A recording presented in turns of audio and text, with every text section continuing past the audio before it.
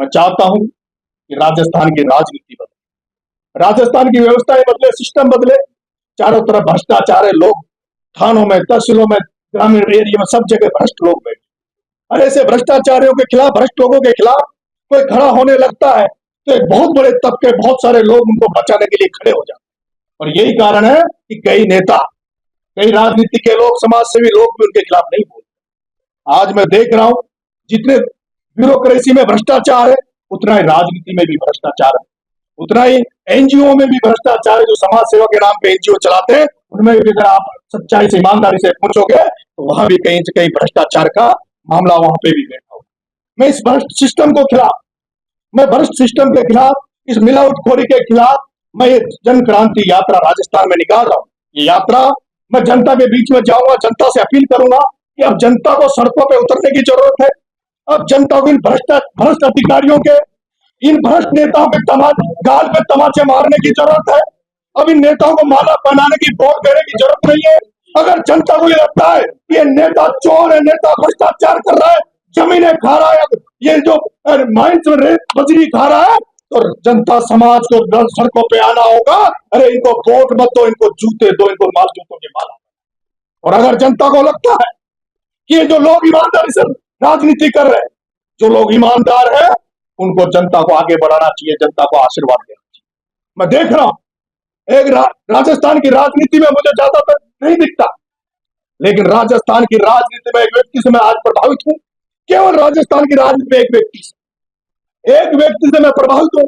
एक मेरे विधायक रिश्तेदार ने मेरे से कहते थे, मैं एक बार उनके गांव जाता था, वो कहते थे, नरेश हमारे जमाने में 200 विधायक जब खड़े रहते थे, 200 एमएलए जब लाइन में रहते थे, तो हम बात करते थे, हम कहते थे कि वो जो फलाना एमएलए है वो तबादलों में पैसे लेता है, वो भ्रष्टाचार करता है। लेकिन आज मेरे से ऐसा कंडीशन हो गई कि 200 एमएलए खड़े रहते हैं, उन 200 एमएलए में ये ढूंढना पड़ता है कि ईमानदार एमएलए कौन है। उन 200 में से शायद ही कोई आज ईमानदार है। इसलिए वापिस से लोग, जनता को खड़ा होना, जनता को तैयार रहना पड़ेगा और जनता को इनको सीख और सबक सिखाने के लिए मैं ये जन क्रांति यात्रा निकाल रहा हूं। आज मैं जब राजनीति में जो बात आती है, ये दुर्भाग्य मैं आप सब पत्रकार साथियों से कहता हूं कि मुझे राजनीति में आज कोई आदर्श दिखता है। राजस्थान की राजनीति में एक डेड हॉनेस्ट, एक ईमानदार व्यक्ति आज भी अगर राजनीति में राजस्थान की में दिखता है तो उसका नाम है भरत सिंह कुंदन। भरत सिंह कुंदनपुर जो पीडब्ल्यूडी मिनिस्टर रहे, पंचायत राज के मिनिस्टर रहे, वो जब सरपंच से लेकर मंत्री तक पहुंचे, सरपंच बने, प्रधान बने, प्रमुख बने, जिला प्रमुख बने, एमएलए बने और मंत्री रहे। और जब वो पिछली बार जब उनको लगा कि मैं पंच नहीं था, तो पंच का भी चुनाव अपने पंचायत से जीते, पंच बने, उनकी पत्नी सरपंच बनी। और वो व्यक्ति के हालात में अभी देखता हूं, उस डेड ऑनेस्ट ईमानदार भरत सिंह चिल्ला चिल्ला के कहते रहे, लेकिन आज कोई सुनने वाला नहीं। अभी मैंने देखा जब मैं जेल में था, एक तिरंगा यात्रा निकालने के नाम पर, एक संविधान बचाने के नाम पर 12 जिले में रैली हुई, उसमें कांग्रेस के नेता गए, उन्होंने ना संविधान बचाने की बात करी, उन्होंने ना तिरंगा यात्रा की बात करी, उन्होंने ना भारत कैसे आगे जाएगा, राजस्थान कैसे आगे जाएगा, इसकी बात नहीं करी। उन्होंने बात करी कि प्रमोद जैन भाया उस पर जो मुकदमे लगे भ्रष्टाचार के, उस पर मुकदमे लगे कातिलाना हमला करवाने के, उसमें जो मुकदमा लगे नरेश मीणा और अन्य वहां के जो छात्र राजनीति, युवा राजनीति, अच्छी राजनीति करना चाहते हैं उनको मरवाने के, उनको बचाने की उन्होंने मंच से बात करी। और वो डोटासरा जो कहता मैं मौर्य बुला दूंगा, डोटासरा जी आप वहां प्रमोद जैन भाया को बचाने के लिए किस तरह से मंच पर भाषण दे रहे थे, चैलेंज कर रहे थे प्रशासन को, पुलिस को, कि अगर किसी ने प्रमोद जैन भाया की तरफ आंख उठाए, प्रमोद जैन भाया के ऊपर हमला किया तो हमसे बुरा नहीं होगा। आदरणीय डोटासरा जी, प्रमोद जैन भाया को तो जेल जाना ही पड़ेगा। कि नरेश मीणा आम जनता के लिए लड़ाई लड़कर 29 मुकदमे खाकर 9 बार जेल जा सकता है, तो प्रमोद जैन भाया जैसे भ्रष्ट व्यक्ति को, जिसने कानून को हाथ में लिया, उसको जेल तो जाना ही पड़ेगा। माननीय मुख्यमंत्री जी से मैं आग्रह करूंगा, निवेदन करूंगा कि जल्दी से जल्दी उस प्रमोद जैन भाया जिसे भ्रष्ट चोर को गिरफ्तार करे, उस प्रमोद जैन को गिरफ्तार करे जिसने गौशाला के नाम पर, धर्म के नाम पर पैसा कमाया, जिसने दूध बांटने के नाम पर हॉस्पिटलों में पैसा कमाया, जिसने पीडब्ल्यूडी से खान को खा गया, उस प्रमोद जैन भाया की गिरफ्तारी की मैं मांग करता हूं। जिस प्रमोद जैन भाया ने कलेक्टर 12 जिले के जिला कलेक्ट्री, जहां कलेक्टर बैठता है, जहां एसपी बैठता है, और कांग्रेस के राज में जो गौ माताओं के लिए 100 बीघा जमीन थी, गौ माताओं के लिए 100 बीघा जमीन थी, गौशाला थी, उसके 100 करोड़ की मिट्टी निकाल निकाल कर बेच दी। उस प्रमोद जैन भाया की गिरफ्तारी की मांग नरेश मीणा करता। मैं आज राजनीति को लेकर कोई बात नहीं करना चाहता, और ना ही मैं अमरावती और जो पिछला दौर है उसको लेकर मैं बात करना चाहता हूं। मैं चाहता हूं, मैं एक नया अध्याय की शुरुआत कर रहा हूं। सच्चाई से, ईमानदारी से आगे रास्ता मुझे तय। 100 बीघा जमीन थी, गौशाला थी, उसके 100 करोड़ की मिट्टी निकाल निकाल कर बेच दी। उस प्रमोद जैन भाया की गिरफ्तारी की मांग नरेश मीणा करता। मैं आज राजनीति को लेकर कोई बात नहीं करना चाहता, और ना ही मैं अमरावती और जो पिछला दौर है उसको लेकर मैं बात करना चाहता हूं। मैं चाहता हूं, मैं एक नया अध्याय की शुरुआत कर रहा हूं। सच्चाई से, ईमानदारी से आगे रास्ता मुझे तय करना है।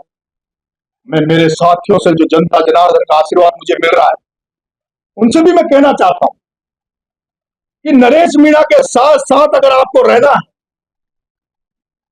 तो नरेश मीणा के अगर आपको साथ रहना, तो आपको भी संकट झेलने पड़ेगा, आपको भी जेल जाने के लिए तैयार रहना चाहिए, आपको भी मुकदमे खाने के लिए तैयार रहना चाहिए, आपको भी आर्थिक नुकसान उठाने के लिए तैयार रहना चाहिए। जिस तरह से नरेश मीणा ने पिछले 20-25 साल से परिवार को छोड़ रखा है, बच्चों को छोड़ रखा है, उसी तरह से अगर आप नरेश मीणा का साथ देना चाहते हैं, साथ रहना चाहते हैं, तो आपको भी उसी तरह से मेरे साथ रहना होगा। संकट भी आएंगे, लोग आपको कुचलेंगे भी सही, मुकदमे भी लगाएंगे, जेल भी भेजेंगे, आर्थिक रूप से नुकसान भी करेंगे, लेकिन वो ज्यादा दिन नहीं टिकने देंगे उनको सबको खत्म। मैं आप सबसे आशीर्वाद मांगता हूं, और जब मैं 20 तारीख को सुबह 7 बजे जयपुर से रवाना होऊंगा, शिवदासपुरा, टोंक उनियारा होते, इंद्रगढ़ लाखेरी होते हुए, इटावा होते हुए, मांगरोल होते हुए, अटरू होते हुए मेरे गांव जाऊंगा। इस दौरान जो भी साथी, युवा साथी जो सक्षम है, मैं किसी को आज कोई 1 रुपए का डीजल नहीं भराता, ना पहले भराता था, ना एक गाड़ी में कोई किराया दूंगा। और मैं ये भी कहता हूं, जो लोग मेरे साथ मेरे गांव चलना चाहते हैं, मेरे घर चलना चाहते हैं, मेरे घर पर उन लोगों की कोई व्यवस्था नहीं होगी, मेरे पास उनको खाना खिलाने के कोई पैसे नहीं होंगे। जो लोग मेरे साथ गांव चलना चाहते हैं, जन क्रांति यात्रा में शामिल होना चाहते हैं, वो तमाम लोग, वो तमाम साथी अपनी अपनी व्यवस्था से चले। अगर उनको खुले नील के बादलों के नीचे सोना पड़े तो उनको सोना पड़ेगा। उनको हम इस क्रांति यात्रा में 30 किलोमीटर पर डे पैदल चलेंगे। जो सारे लोग मेरे साथ चले, वो जो वही चलेंगे जो पैदल चलेंगे, कोई गाड़ी में नहीं बैठेगा, कोई ऐशो आराम के लिए नहीं, ये वीआईपी कल्चर की क्रांति रैली नहीं, ये तो संघर्ष की रैली होगी। जिस तरह से भगत सिंह ने फांसी का फंदा इसलिए लगाया कि मैं देश के लाखों करोड़ों युवाओं को फंदा लगाकर फांसी पर झूल कर ये प्रेरणा देना चाहता हूं, ये जगाना चाहता हूं कि जब भगत सिंह फांसी पर खुशी से चढ़ गया भारत को आजाद कराने के लिए, तो है युवा साथियों, छात्र साथियों, तुम भी भारत को आजाद कराने के लिए मुकदमों से मत डरो, जेल जाने से मत डरो, कुर्बानियां देने से मत डरो। उसी तरह से जो मेरे साथ लगना चाहते हैं, उनको भी नरेश की तरह कुर्बानियां देनी पड़ेगी, नरेश की तरह संघर्ष करना पड़ेगा। मैं आपसे पत्रकार साथियों ये भी कहना चाहता हूं कि अभी मैं केवल जमानत पर आया, और पिछले 4 दिन से मैं जिस तरह से स्टेटमेंट दे रहा हूं, जिस तरह से मैं खुले तौर पे बोल रहा हूं, मुझे कल इस तरह का मैसेज है, मुझे ऐसा लगता है कि शायद फिर से मुझे जेल डाल दिया जाएगा और शायद इस बार लंबा तावीज भर के लंबी जेल यात्रा नहीं। पर मुझे चिंता इस बात की नहीं है। मैं 8 महीने जेल में रहा, मेरे को छुड़ाने जो जाते थे मैंने एक बार भी उनसे नहीं कहा कि मुझे छुड़ाओ। मैंने मेरे घर वालों से कहा, मेरे साथियों से कहा, नरेश मीणा को छुड़ाने के लिए किसी नेता के दरबार में, किसी व्यक्ति के दरबार में कहीं मांगने मत जाओ, भीख मत मांगो। मैंने तो यहां तक कहा, मुझे कोर्ट में भी आप मेरी जमानत मत लगाओ, जब तक एक केस चलेगा, जब तक इस केस का फैसला आएगा, जब तक मुझे इस जेल में पड़े रहने। क्योंकि क्रांति जब भी आती है, क्रांति बलिदान मांगती है, क्रांति त्याग मांगती है। क्रांति ऐसे 8 महीने की जेल जाने से, डर जाने से नहीं आई।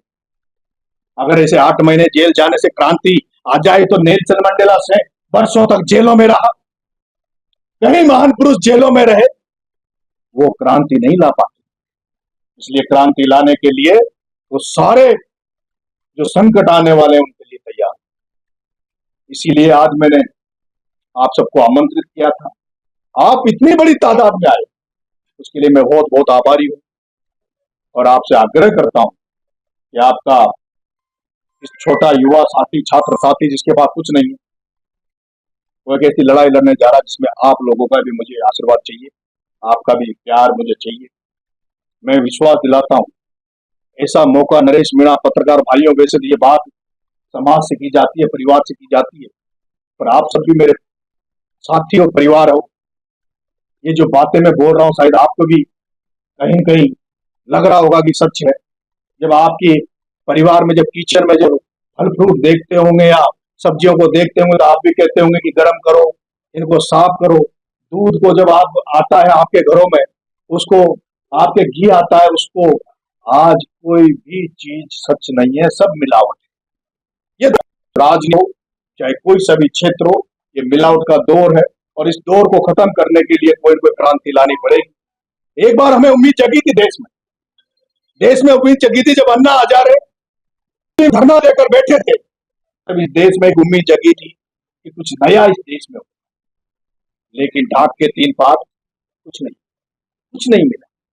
कोशिश करूंगा ईमानदारी से जिस रास्ते पे, जिस सोच के साथ आगे बढ़ रहा हूं, अंतिम सांस तक उसके लिए प्रयास करूंगा और अंतिम सांस तक उसके लिए लड़ूंगा। बहुत बहुत धन्यवाद, बहुत बहुत राम।